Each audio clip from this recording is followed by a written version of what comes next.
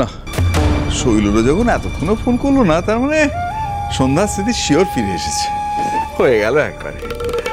আর সন্ধ্যার স্মৃতি ফিরে এসেছে মানেই সর্বনাশ। সেই জন্যই শৈলরা আমাকে ফোন করার অবকাশ পায়নি। এবার বুঝতে পেরেছি। হ্যাঁ, সন্ধ্যার হয়তো পুরনো সব কথা মনে পড়ে গেছে। হয়তো এতক্ষণে শৈলকে হাসপাতালের মধ্যে চেপে ধরেছে, আর ফোন করবে কি করে।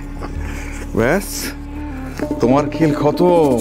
ঈশ্বর, আর কোনো উপায় নেই। এখন পালাতে হবে গ্রাম থেকে, এবং এক্ষুনি। না হলে সন্ধ্যা ফিরে এলে আমাকে গারদে তো পূর্বেই ফাঁসিও দিতে পারে। ঈশ্বর, এবার তোমার গ্রামের পাট উঠল। এসো তো, এসো এসো। বলি বেশি তোমাকে নিয়ে না আমি আর পারি না, জানো তো।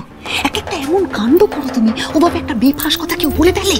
আরে তোর বাবা চাপের মুখে মুখ দিয়ে বেরিয়ে গেছে। হ্যাঁ, তাহলে এই মুখে লাগাম লাগানোটা শেখো।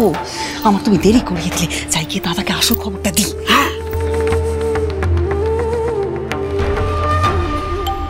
শৈল ফোন করেছে, দুঃসংবাদ দেবে দাদাকে। দুঃসংবাদ, এতক্ষণ পর দুঃসংবাদ শোনার জন্য আমি তো অপেক্ষা করব।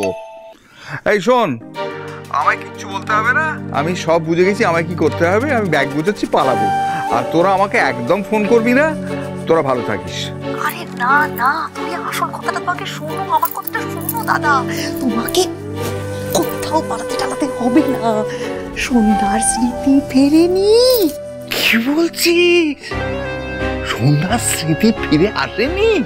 আর তার চেয়েও বড় কথা হচ্ছে দাদা, ডাক্তার বলে দিয়েছেন যে সন্ধ্যার এই জীবনে আর স্মৃতি ফিরবেও না।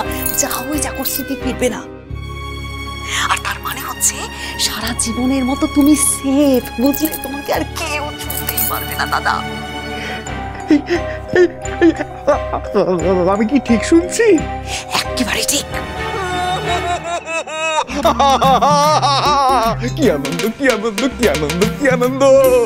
ভগবান এতদিন পরে আমার দিকে তাকিয়েছে, মুখ তুলে তাকিয়েছে। ভগবান তাকিয়েছে, ভগবান তাকিয়েছে, তাকিয়েছে ভগবান। ভগবান হ্যাঁ, বল। কি হলো কি দাদা? তুমি কি আনন্দে বোবা হয়ে গেলে নাকি? তুই যে আমায় কি সংবাদ শোনালি বোন আমার! ও মানে মানে আমার জীবনের না মানে শ্রেষ্ঠ সুসংবাদ, বুঝতে পেরেছিস? আমি তোকে গয়না দিয়ে একবার মুড়ে দেবো, বুঝতে পেরেছিস? মোচ্ছাপ হবে, মোচ্ছাপ, মোচ্ছাপ হবে, মোচ্ছাপ। সন্ধ্যা তারা, সোম থেকে রবি সন্ধ্যে 7:30টায় স্টার জলসায় ও ডিজনি প্লাস হটস্টারে।